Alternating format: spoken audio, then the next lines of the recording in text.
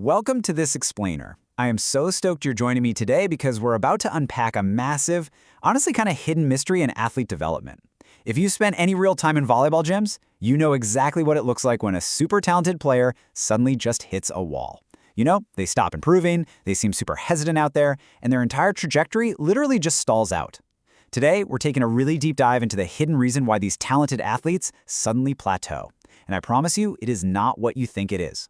We're going to look closely at the actual mechanics of growth, so let's get right into it. Think about a player you've watched, maybe even someone on your own team right now. Why is it that those fearless hitters, the ones who used to take massive, aggressive swings at literally every single set, suddenly start tipping the tough balls just to stay safe? Or think about that server who used to hunt the deep corners of the court, but now just kind of guides the ball over the net, eyes down, aiming straight for the middle of the court. Or even the kid who used to just pepper you with questions after practice, but now packs up in total silence. What is actually happening to them?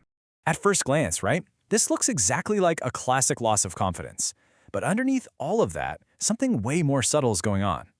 So the crucial point is this: they aren't losing confidence, they are losing curiosity. The athlete has subtly, almost quietly shifted from exploring the game to protecting themselves from the game. They're no longer focused on discovering how to tool that block. They are entirely focused on not getting blocked so they don't look bad in front of everyone. And that tiny, barely noticeable shift, yeah, that's enough to stall a player's growth for an entire season. Section 1. The invisible volleyball shift. Now, what's really fascinating about this is how we're defining athletic curiosity here. We aren't talking about reading dense biomechanics textbooks or anything. Athletic curiosity is simply the willingness to treat every single practice as a chance to discover something new, rather than a quest to avoid your next error. When you look at the absolute most improved volleyball teams at the end of a long season, they are rarely the most naturally talented. Instead, they're the most curious.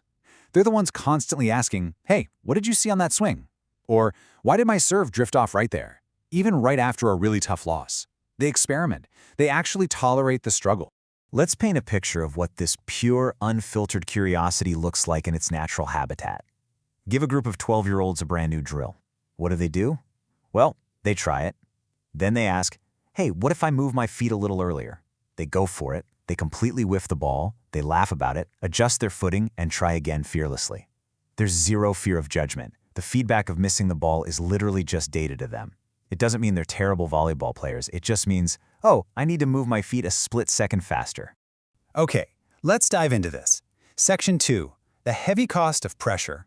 Because honestly, this is where the trouble really starts. As these athletes get older, the environment fundamentally changes, and mistakes suddenly start to feel incredibly heavy. Why? Because the real-world consequences change. An error on the court might suddenly mean your playing time gets slashed. It might mean catching a supercritical glare from a demanding coach, or dealing with the reaction of your parents sitting up there in the stands. It could completely shift the team's pecking order. Suddenly, the feedback of missing a swing is no longer just harmless information.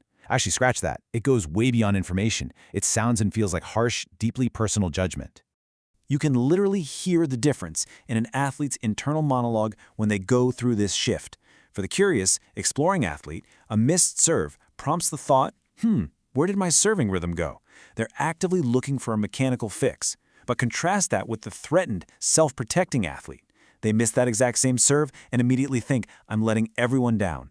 Bit by bit, their curiosity just shrinks. The entire goal of learning is completely hijacked and replaced by a desperate, exhausting need for self-protection. You know, you can visibly see this shift in the kinds of questions that just completely vanish from the gym. The athlete who used to linger after practice to tinker with a jump float serve now packs up their bag as fast as humanly possible, just hoping to avoid making eye contact with the coach. The question, "What can I learn here?" is silently replaced by a truly devastating alternative. What does this say about me? And let me tell you, the very second an athlete starts asking what a shanked pass says about their worth as a person, their development is essentially dead in the water. Section 3. The brain under threat. So why is this so hard to just overcome with sheer willpower? Well, because this isn't just about having a bad attitude, it's about biology. And this brilliantly illustrates the physiological reality of our athletes. Curiosity matters because it physically keeps the nervous system open. When the brain is curious and engaged, getting roofed on a swing just means, what changed on their side of the net? The feedback is just data. But when the brain feels threatened, the physical reality is completely different. When athletes feel chronically judged, their attention physically narrows. They start filtering all feedback through embarrassment or fear. They might still be working hard, diving all over the floor for loose balls, but their central goal is now purely avoiding failure, not learning. You can spot exactly which nervous system is running the show during a match. Take the curious setter who tries pushing a new, faster tempo to the outside even after setting a terrible ball on the previous play. They do it just to see what happens, because failure still feels perfectly survivable to them. Contrast that with the anxious player, who becomes incredibly careful, completely predictable and safe. And here's the kicker. It's not because they don't care. It's actually because they care so much that making a mistake has become emotionally unmanageable for them. Section 4. Fostering a Curious Gym. So, what does this all mean for us? How do we fix this? How do we rewire a gym environment to bring that 12-year-old sense of pure exploration back to a high-stakes varsity or collegiate team? Well, here's a major trap that so many well-meaning coaches fall into. They see a team playing tentatively, so they instantly crank up the pressure, thinking they're just building toughness. And sure, sometimes they are. But if every single mistake in your gym carries a hidden emotional consequence, players will simply stop exploring. Period. The absolute best learning environments push incredibly hard, for sure, but they also leave room for openness and adjustment. Growth needs both pressure and psychological space. You literally have to leave room for intelligent risk-taking. Let's turn this into an actual, actionable playbook for coaches and leaders. The next time an athlete on your court is really struggling, instead of barking a loud mechanical correction, try asking, "Hey, what did you notice on that play?" Or, "What are you curious about after taking that swing?" Make actual, dedicated room for questions in your practice plans. And most importantly, you've got to praise the intelligent risk, not just the result. If your middle blocker tries a brand new footwork pattern and hits the ball straight into the bottom of the net, praise the attempt at the new skill. Keep that curiosity alive.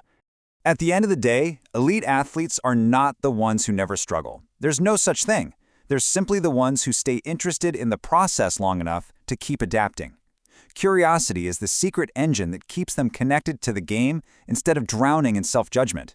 So, I want to leave you with this final, provocative question to reflect on for your own team. Is your gym truly building toughness, or are you just teaching your athletes how to hide their mistakes? Thank you so much for exploring this with me today. Keep asking those good questions, and I'll catch you next time.